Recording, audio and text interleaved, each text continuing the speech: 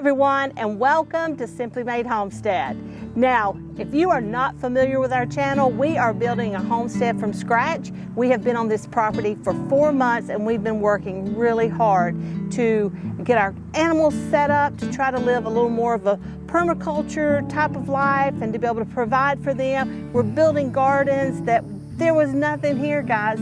Brand new. Thank God we didn't have to clear land. So we were very fortunate in that aspect. So if you are building a homestead from scratch and you have people telling you it's too late, don't listen to those people. Stop listening to those people. Let me tell you, I don't know if we're too late. I don't know if we got plenty of time. All I know is that I've got a refrigerator slam full of cucumbers off 5 little plants, and I picked them all just this morning. What I can tell you is that I've got a garden that has got 4 rows of potatoes that are gonna last us a long time. What I can tell you is if you planted that 1 cucumber plant in a pot on your back porch, how many cucumbers do you want to eat in a day? The more you pick them, the more they'll grow. Give them something to climb on or room to trellis or to run out, and they will grow. They will produce. Now, if you would like to become more self-sufficient, and with the cost of gas and the cost of groceries, I can tell you guys, I can't encourage you enough to learn to grow you some food, because that is our goal here. We are building a homestead from scratch, and we are learning how to use what we have, how to make things go further, trying to figure out ways of what if there's no feed, what if there's no fertilizer. Guys, these are all things to think about. So you come with us on the road to self-sufficiency, and we are gonna figure this all out together. Now here at Simply Made Homestead, we are a homemade homestead, recipes from scratch, and lots of tips and tricks in the garden. And today, we're gonna spend some time in the garden. It is that time of year, and I've got some watermelons that are just begging for some dirt around their toes, and we're gonna give it to them. Now down here you can see I've got some watermelon plants that I've started from seed, and started them in cell trays. We've moved them over into little pots.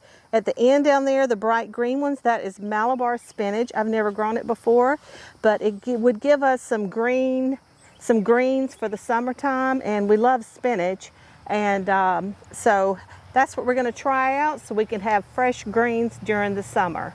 All right, now just to give you a little close-up here, that's Malabar spinach. I'll put it on the screen for you. M-A-L-A-B-A-R, Malabar spinach. Now guys, I do want to show you this real quick before we get started planting. But if you saw our video, our first garden tour, I'll link it for you here so you can check it out. You will see, and I just did that a few days ago.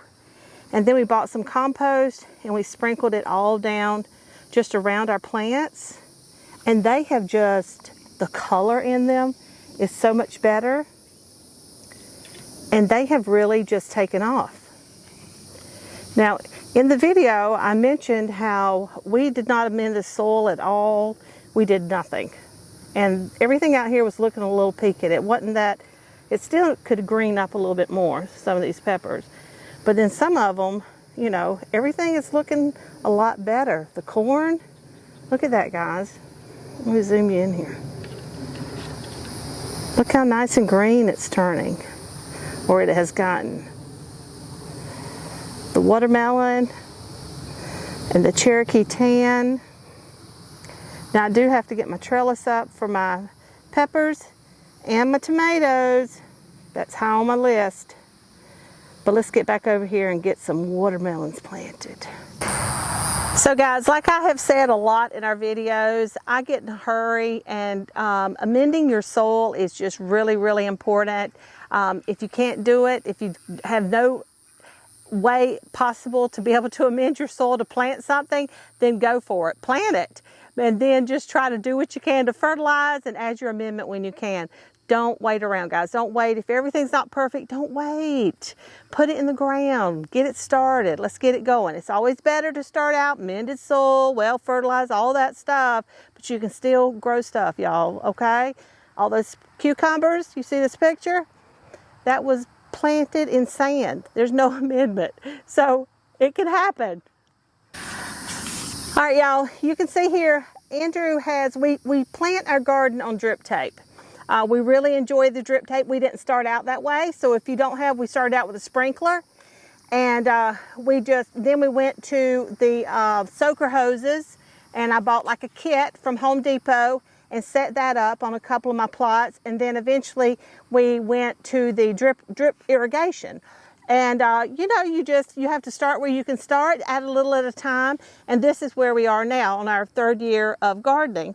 Now this is a double wheel hoe that we bought from Haas Tools. It helps cut the trenches, cover the trenches, and also with weeding. So we've got that out here today and gonna use that. I'm 62, guys. I need all the help I can get. Thank God for my husband that'll get out here and do the digging and the really hard stuff. But this really helps me to be able to get out here and weed the garden. But a hoe works too. Now y'all, while Andrew is uncovering the drip tape so we can add some compost up and down the roads and get ready to plant, I just wanted to let you know that we will be providing you with a lot more videos like this, showing you our process, what we do, how we do it, what works and what doesn't. Some of the videos may be super short. I may have, oh my gosh, I got a fungus over here. What am I gonna do? How do I treat it? What do I use?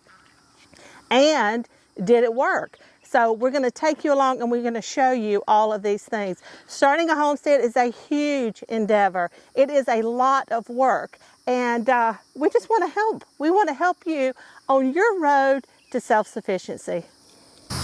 All right, y'all. Andrew has the compost up and down each row. Now this is just a quick amendment. If you wanted to mend your garden right, it would be to bring it all in for the whole garden ahead of time and then to mix it all into the soil, till it all in.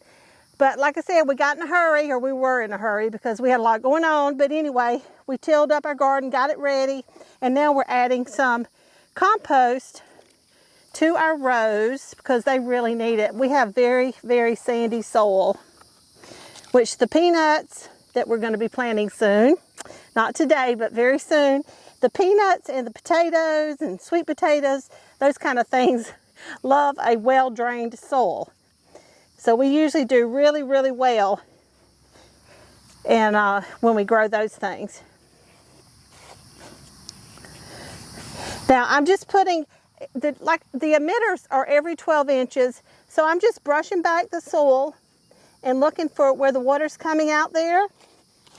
I'm trying to keep try to stay as clean as possible. It's just impossible. I can't do it. I'm like Pigpen from Charlie Brown. But here we go. And then I'll just pull and kind of mix the compost and the sand, or we're going to be kind and call it soil. Pull it all up together, mix it around, give it a little pat, hold it down in there, and keep moving down.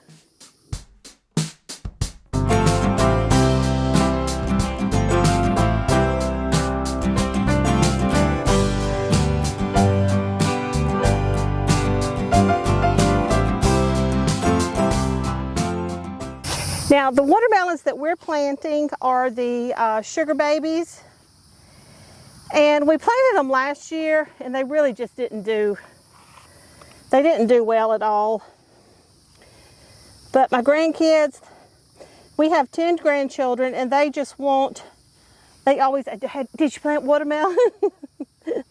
So, and I just thought these would be so cute because they're the little icebox melons that they would really enjoy having their own personal melon. So we're giving these another try because more than likely it was probably something I did or didn't do. And I'm thinking maybe they didn't get enough water, or maybe I just didn't water regularly enough or something like that. So we're going to give it another try and see how it goes.